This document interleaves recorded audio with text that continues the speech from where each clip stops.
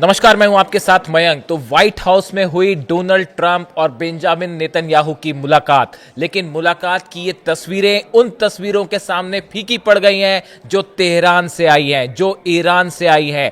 Iran में 150 से ज्यादा शहरों में करोड़ों लोग सड़कों पर उमड़े और उन्होंने इस्लामिक क्रांति के 46 साल पूरे होने पर ऐसा जश्न मनाया जो शायद इतिहास में पहले कभी नहीं हुआ।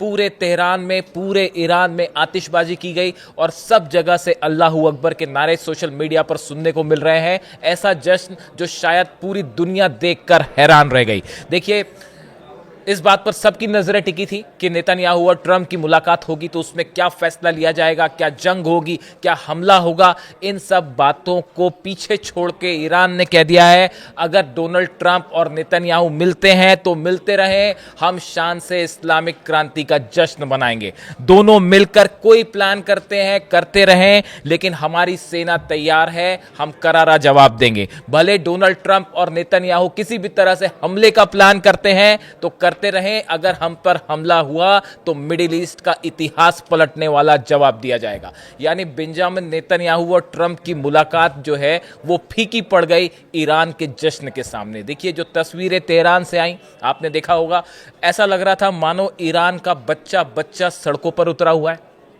हर कोई खामेनी साहब जिंदाबाद के नारे लग रहे थे। देखिए, थोड़े दिनों पहले जो तस्वीरें आ रही थी ईरान से कि लोग प्रदर्शन कर रहे हैं, हिंसा हो रही है, इस तरह का प्रोपेगेंडा चलाया जा रहा था। ईरान ने पहले भी कहा था कि ये जो है एजेंट्स का काम है और ईरान को जो शांति है वहाँ पे उसको भंग करने की कोशिश की जा रही है। और आज जो तस्वीरें आई उसे देखकर पूरी दुनिया हैरान।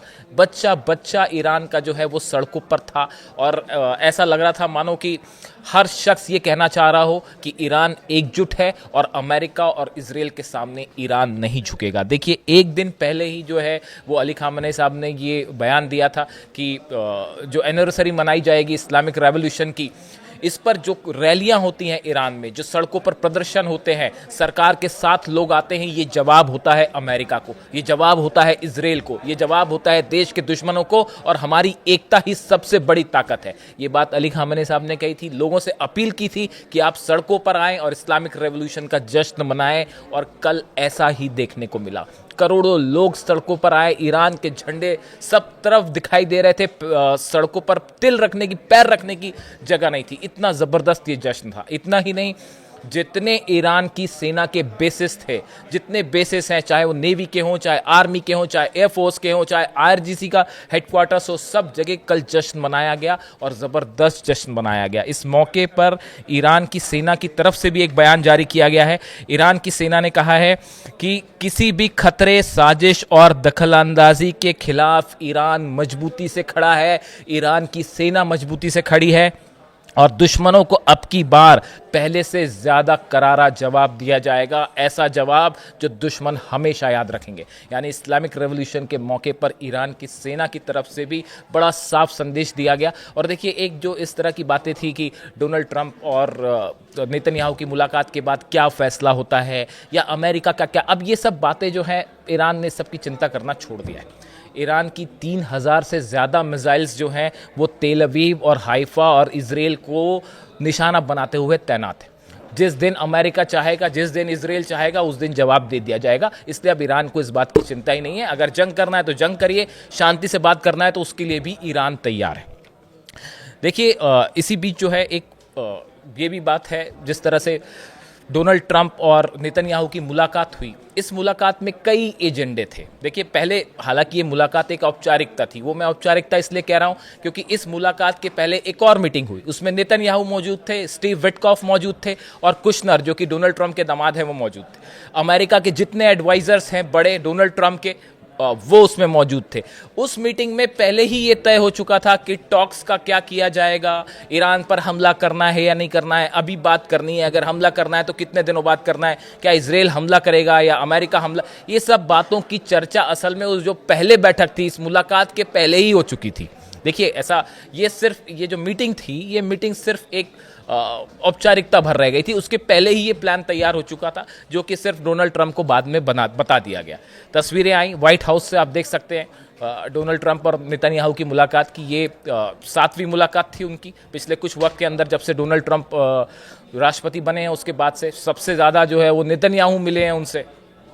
अब देखिए नेतन्याहू का एजेंडा क्या है। नेतन्याहू का एजेंडा है, असल में डोनाल्ड ट्रंप जो चीज़ चाहते हैं, नेतन्याहू जो चीज़ चाहते हैं, और दोनों क्या चाहते हैं, ये 3 मुद्दे हैं।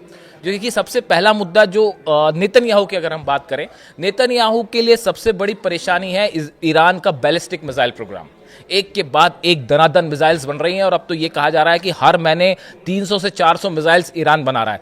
देखिए अगर इसी गति से ईरान मिसाइल्स बनाता रहा तो कुछ ही दिनों बाद ये हाल होगा कि शायद मिडिल ईस्ट में ईरान की पर हमला करने की सोचना भी मुश्किल हो जाएगा। इसलिए नेतन्याहू का पहला एजेंडा कि किसी भी तरह मिसाइल प्रोग्राम पर बात की जाए, इसके लिए ईरान तैयार नहीं है। इसके लिए अली खामेनी साहब साफ कह चुके हैं और विदेश मंत्री ईरान के अब्बास अरागची साहब साफ कह चुके हैं। ईरान की सेना के प्रमुख जो हैं वो कह चुके हैं कि किसी भी तरह हमारी मिसाइल्स पर कोई बात नहीं होगी। एजेंडा यहाँ फंसा हुआ है। दूसरा, डोनाल्ड ट्रंप क्या चाहते हैं? डोनाल्ड ट्रंप चाहते हैं ईरान का यूरेनियम जो है उसका एनरिचमेंट लेवल जो है उसको डाइल्यूट किया जाए। ईरान से इस तरह के कुछ संकेत आए कि ईरान इसके लिए राजी हो सकता है बशर्ते पूरे सैंक्शंस हटा लिए जाएं। ये अपने आप में चर्चा का एक मुद्दा है। अब दोनों क्या चाहते हैं? डोनाल्ड ट्रंप और नेतन्याहू दोनों ये चाहते हैं कि किसी तरह से अली खामेनी साहब को सत्ता से हटाया जाए, सत्ता परिवर्तन किया जाए। लेकिन वो सत्ता परिवर्तन कैसे हो जब अगर ईरान की सड़कों पर करोड़ों लोग प्रदर्शन करने अली खामेनी साहब के साथ खड़े हैं, आईआरजीसी साथ खड़ी है, सेना साथ खड़ी है, तो सत्ता परिवर्तन तो संभव ही नहीं है। तो इस मुलाकात का जो असली प्लान था वो फेल कर दिया है, ईरान की जनता ने फेल कर दिया। जो अली खामेनी साहब कह रहे थे कि दुश्मनों को जवाब दीजिए और रैली में शामिल होइए, वही दिखाई दिया ईरान की सड़कों पर। और ये जो मुलाकात थी, इस मुलाकात का जो एजेंडा था, असली एजेंडा जो सबसे बड़ी प्रायोरिटी है कि किसी तरह ईरान में सत्ता परिवर्तन हो, उसी को जो है फेल कर दिया गया। अब इस मुलाकात के बाद क्या ईरान पर हमला होगा? क्या कोई ऐसा प्लान तैयार हुआ है? इसको लेकर कुछ वक्त लगेगा ये समझने में कि अब अमेरिका ने जो डिप्लॉयमेंट किया है, इस डिप्लॉयमेंट का आगे क्या किया जाता है। बात दूसरे दौर की होना तय है। देखिए बात होगी, ईरान ने कभी मना नहीं किया। अली लारिजानी साहब जो है खुद ओमान गए, उन्होंने ओमान में बात की है, जो प्रतिनिधि है उनसे बात की है, ओमान के विदेश मंत्री से बात की कि आगे क्या किया जा सकता है। ईरान ने अपना पक्ष भी सामने रखा है, यानी बातचीत ज़रूर होगी। लेकिन सवाल यह है कि क्या बातचीत के बीच किसी तरह का हमला होता है ईरान पे? डोनाल्ड ट्रंप और नेतन्याहू के बीच ऐसा क्या प्लान तैयार हुआ है जो ईरान के खिलाफ होगा? इस पर नज़र बनाए रखने की ज़रूरत है और ये देखना होगा कि अगले चंद दिनों में क्या डेवलपमेंट होता है ईरान की तरफ से और अमेरिका की तरफ से, ताकि ये समझ आ सके कि ये मामला जंग की तरफ जा रहा है या किसी तरह का समझौता हो रहा है। लेकिन इसी बीच ईरान से जो तस्वीरें आई, तेहरान से जो तस्वीरें आई, वो इस्लामी शान का प्रतीक है, इस्लामिक क्रांति की जीत का प्रतीक है। इससे जुड़ा जो भी अपडेट होगा आप तक पहुँचाऊंगा। Thank you so much.